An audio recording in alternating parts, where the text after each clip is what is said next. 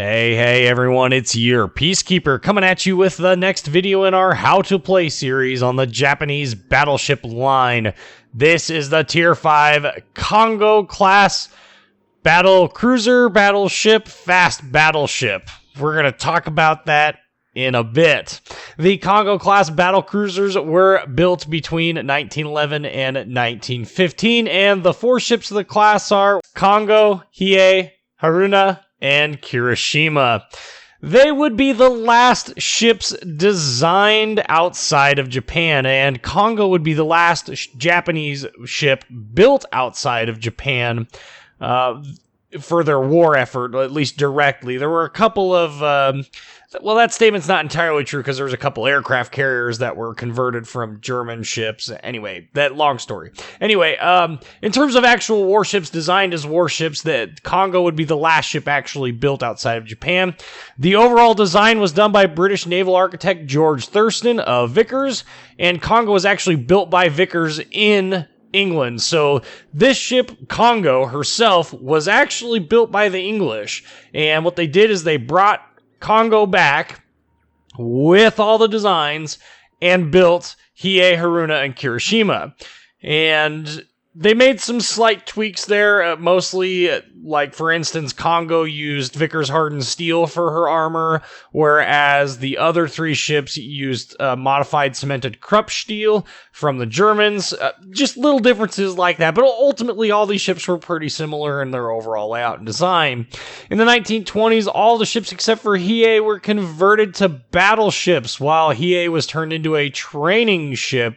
And this is due to the London Naval Treaty prohibiting the number, a certain number of battleships. And of course, you had Nagato, Fuso, and the Issei classes of battleships that were also survivors of World War I that Japan wanted to keep. So Hiei went to the chopping block as a training ship.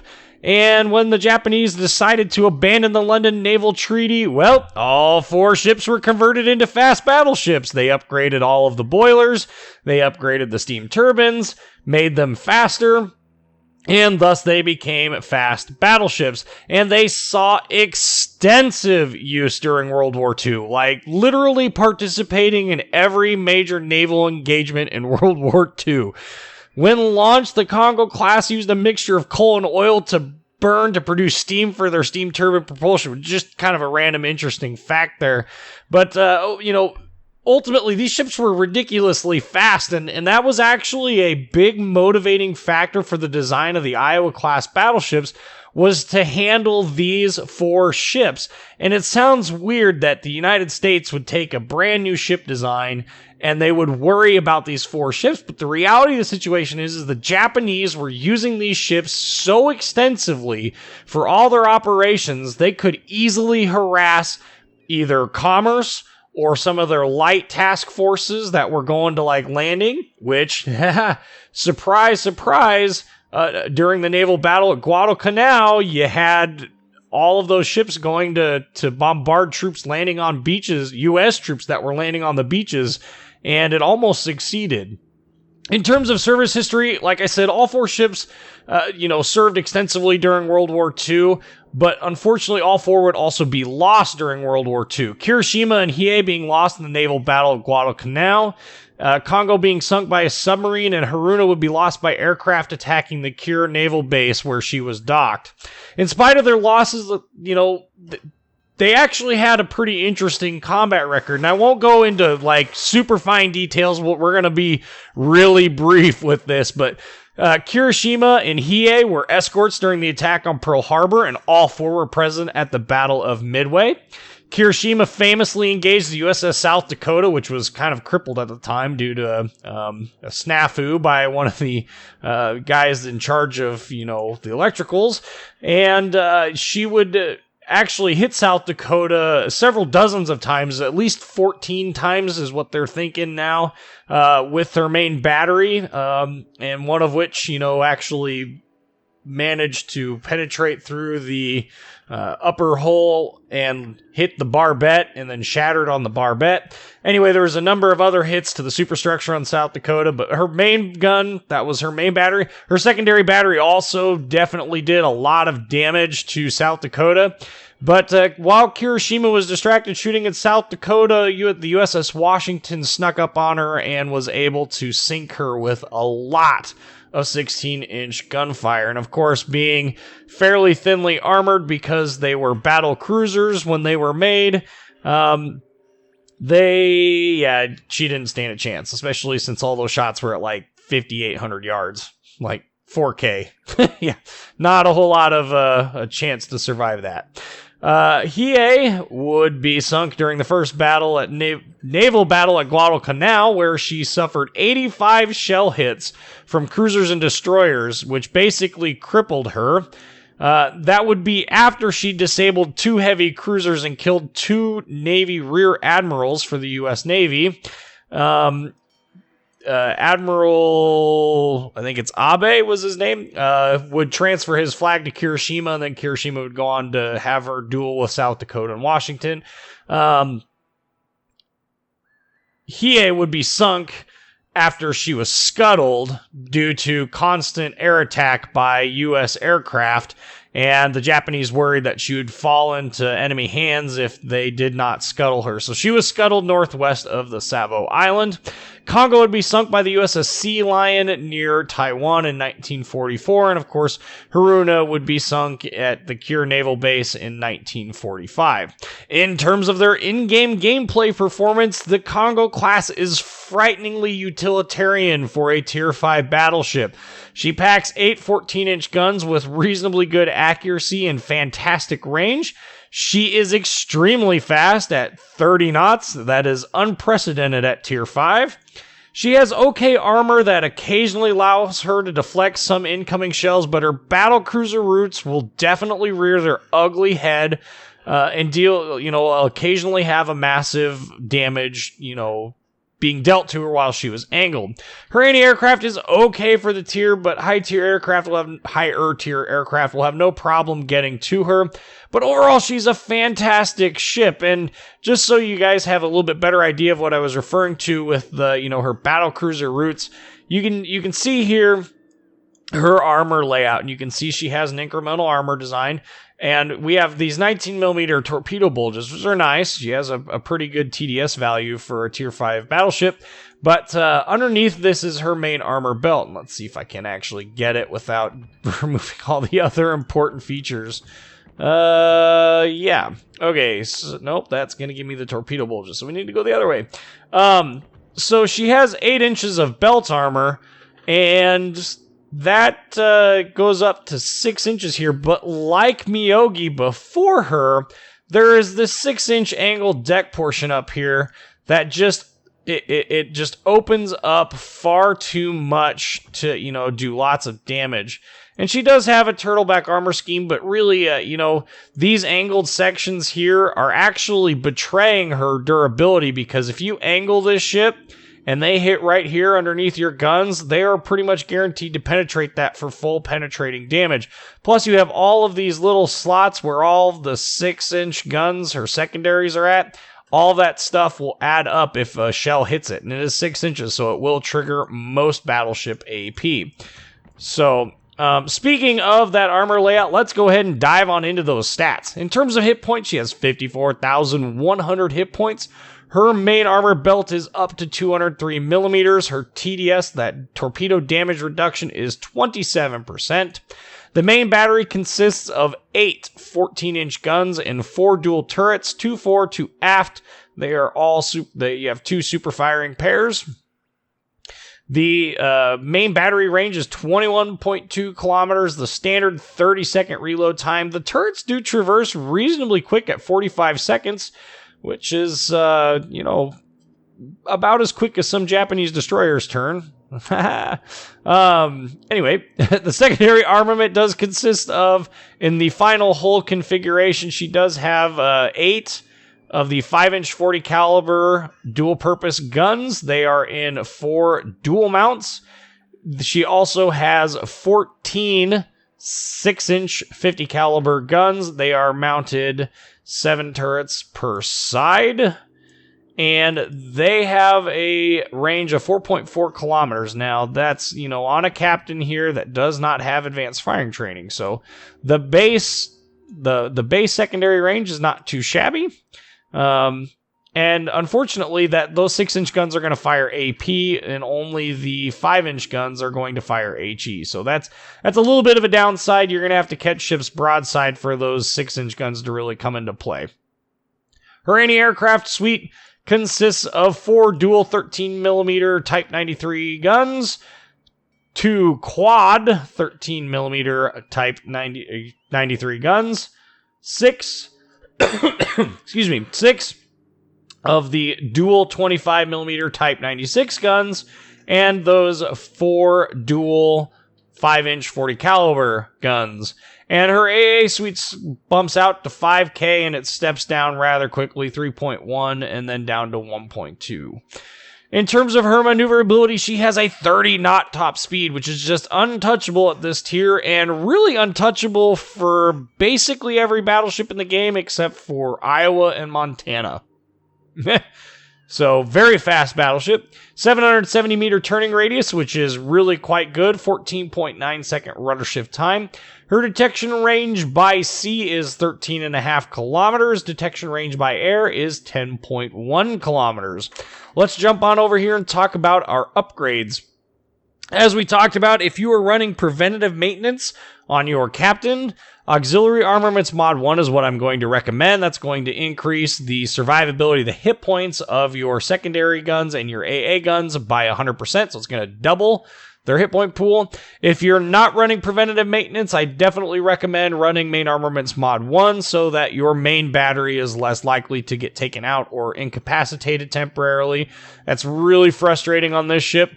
Preventative maintenance allows us to run Auxiliary Armaments Mod 1 because it does what Main Armaments Mod 1 does anyway, so that kind of helps. In this second slot, we got a number of different builds that we can go. There's really 3 of them that I would say are recommended. I personally run Aiming Systems Mod 1, which is going to increase the firing accuracy, so it's going to decrease your dispersion for your secondary battery and main battery. The main battery by 7%, the secondary by only 5%. It does also push out your secondary battery maximum firing range by 5%. The other option is if you're particularly ballsy and want to take this ship into close range, you can opt for Secondary Battery Mod 2, which is going to boost out the secondary firing range to another 20% and decrease their dispersion by 20%.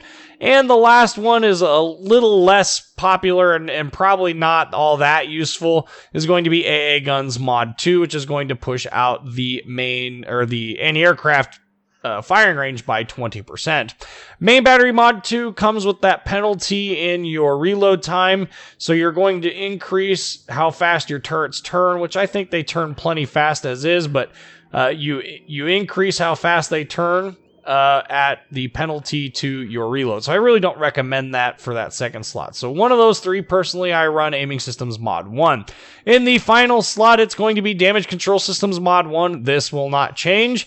You simply don't lose your engines or your steering gears frequently enough in battleships to justify taking either one of these. However, you do get started on fire and take floods quite frequently. So Damage Control Systems Mod 1, definitely what I would choose there. Anyway, let's dive on into a battle video.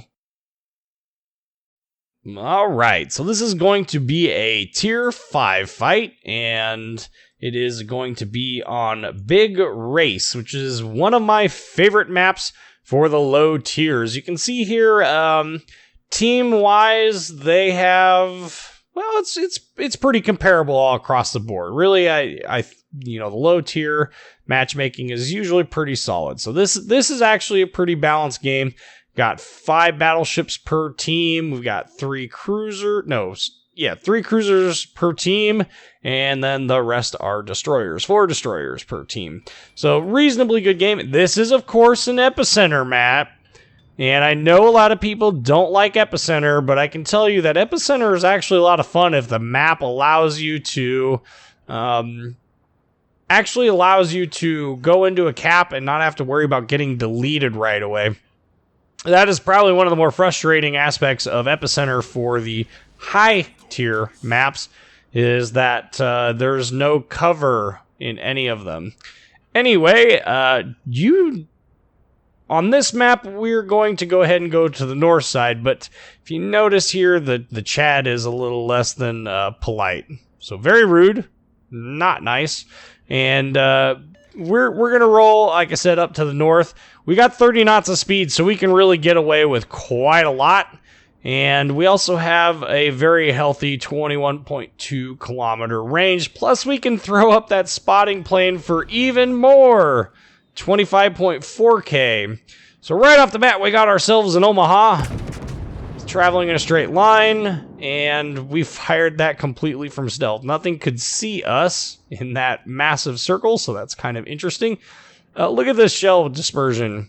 Now, had the idiot pulling the trigger, that's me, actually lined that up correctly, that probably would have resulted in at least one Citadel hit and probably a fairly substantial amount of damage, but because I'm a potato, I did not get any damage. Let's try this again! Of course, shooting at long range is exceptionally difficult, no matter what ship you're in.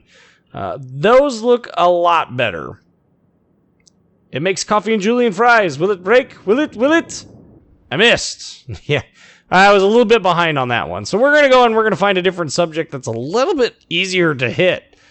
You notice we are sailing a little broadside to most targets. Definitely don't recommend that. Oh, there goes that Omaha. Definitely don't recommend sailing broadside to other ships, but, you know, at this point, it's so early in the match, it's not too much of an issue. I'm trying to get into a decent position here to take advantage of ships either crossing, you know, on the far side to get to their preferred spot, or to, you know, not paying attention, basically. Okay, so, Kongou? Yeah, let's see if we can't hit Kongou. So, shot out on Kongou there. Look at that. Look at that. That is just a beautiful salvo. Surely we're going to get some hits. Yes. 5,400 damage with that salvo. We got 3 hits out of 8. Pretty reasonable accuracy there. And that Kongou is still sailing very, very broadside. So we'll go ahead and we'll angle just enough to bring those guns back to bear. Hopefully somebody will spot him. If not, we're going to have to find another target to shoot at. Nope. He's not popping up. Oh, hey, look, my phone. Somebody's sending me a message. So, we've got no other options to really shoot at here, so we'll shoot at some destroyers and see what we can get out of that. Ooh, looking good. Yeah, cool. We got 2 overpens for just over 2,000 damage. And, you know, a lot of people will tell you that shooting at destroyers is a waste of time. I will tell you that every single destroyer that you can damage enough to either disengage or take entirely out of the fight is a higher likelihood for you to win. So we got this Koenig here. Let's go ahead and engage him. Yes, shots are out. Oop, got Mutski over there. And 4,300 damage. So we've not really gotten a whole lot of damage here, but we are going to, this flank has collapsed. So we are going to go ahead and turn around. Got guns still pointed at Mutski there, but we are definitely not going to give him the opportunity to engage us without our say. Broadside cruiser, that's a Paddlin. Shot out anyway, even though he disappeared.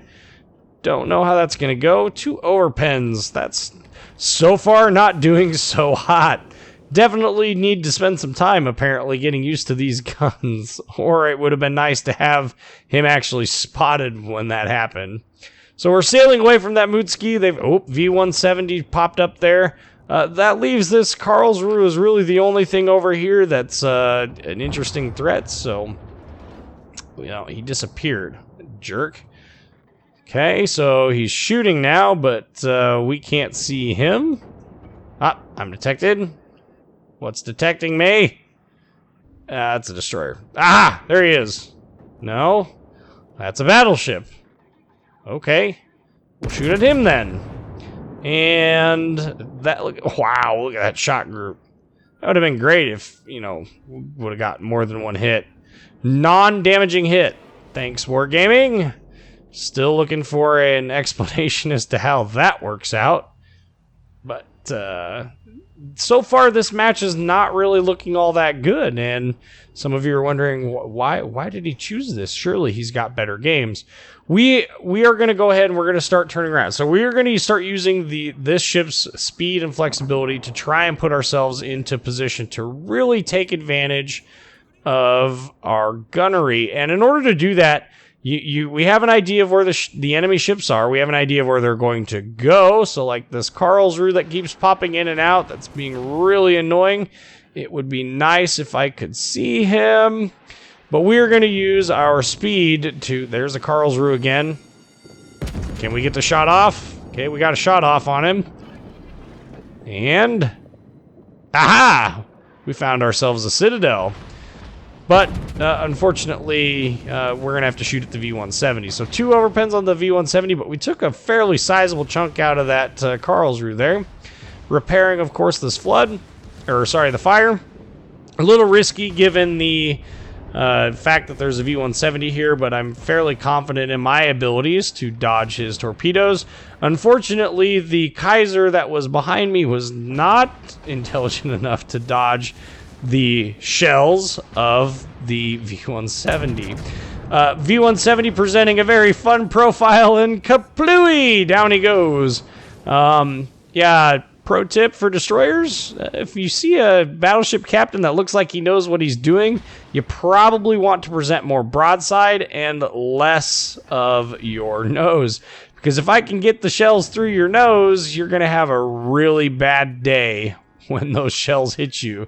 Penetrate and get a full penetrating damage. Oop, game lag just a little bit there. But Karlsruhe is popping out again. Maybe we can kill him. Maybe. With my luck, not. Yep. Nope. Nope. 4,316 damage there. Not exactly a very strong one. But you can see here we've now managed to flex, and we've actually moved quite a considerable distance, and we've actually put ourselves in a lot better position to shoot at those ships off in the distance, like that New York. He is exposing a rather healthy broadside. So Karlsruhe is still alive. We're gonna go. Nope, he's dead. Okay, so now it's time to go after Kongou, who is going to come pretty much right at us, but largely ignoring us. Now at these tiers, you can, if you're lucky, if you aim at the right places, which I didn't do, you can actually penetrate through the nose of most of the battleships at this tier. For Kongou, because it's an incremental armor scheme, you have to aim a little bit higher. Go ahead and fire off our front guns, and 6,000 damage, not too shabby. Down goes the Kongou. We're up to 41,532 damage. So now we're going to start heading into the cap so that we can start capping. And this actually leaves us in a very, very good position to engage other battleships. You can see here that they don't have the ability to really engage me reasonably well. 9,800, not 98,000. 4 solid pens for 9,800 damage, assuming there's a non-damaging penetrating hit in there somewhere. But this actually puts us in a pretty good position because we're able to engage the enemy ships that are over there with relative ease without exposing ourselves. So now we got a Nicholas. It's really the only thing we have left to shoot at over here. And pretty good salvo there. Only 2,000 damage because we only got 2 hits. Relatively small target. And we are diving on into the middle of this to try and cap the middle. And of course that Nicholas, the high probability he's going to come towards the center here, especially since there's all these juicy battleships. I know that's kind of what I would be looking to do. That doesn't appear to be the case for him. He disappears again.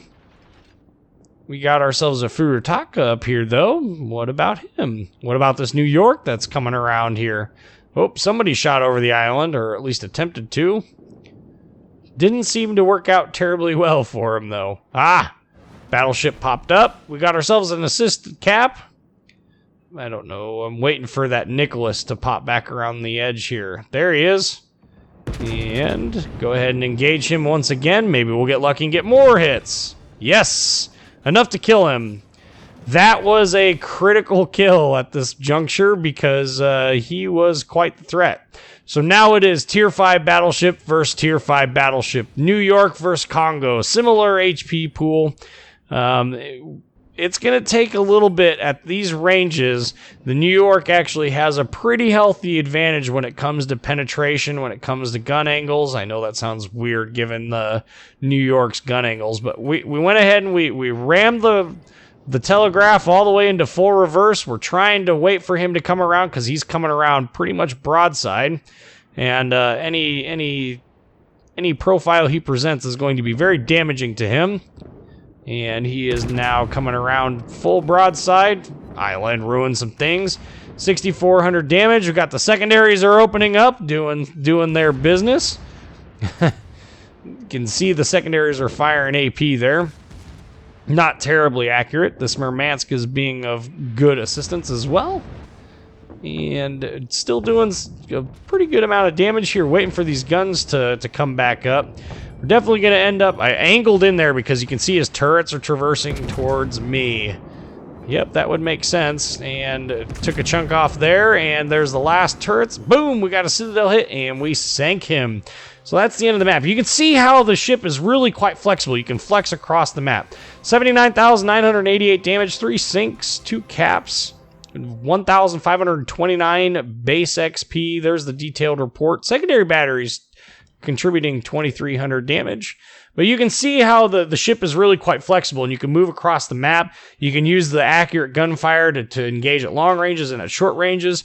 It's just a lot of fun to play the ship, and you know, I hope you guys enjoy it. Anyway, I'm your Peacekeeper. Like, comment, subscribe, and thank you for watching.